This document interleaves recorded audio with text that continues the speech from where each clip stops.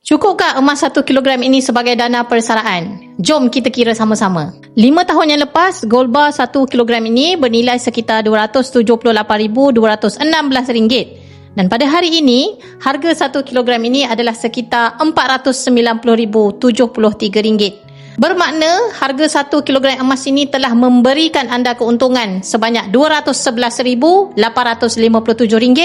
atau 76% dalam masa 5 tahun. Setahun anda untung 15%.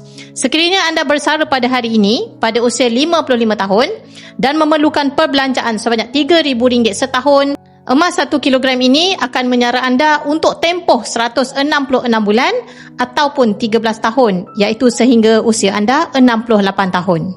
Tapi atas faktor harga emas meningkat dalam jangka masa panjang sekurang-kurangnya 2 tahun dan ke atas, emas 1 kilogram ini pasti akan meningkat lagi harganya. Sejarah peningkatan harga emas menunjukkan harga emas telah naik sebanyak 770% sejak 20 tahun kebelakangan. Berdasarkan peningkatan harga emas sebanyak 15% setahun dalam masa 5 tahun kebelakangan, harga emas 1 kilogram ini pasti akan meningkat lagi harganya kepada lebih RM700,000.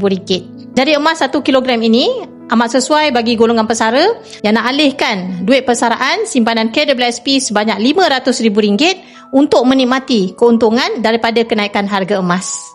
Jadi anda boleh rujuk pin video saya 5 langkah mudah daftar akaun secara percuma. InsyaAllah saya akan bimbing anda sebaiknya.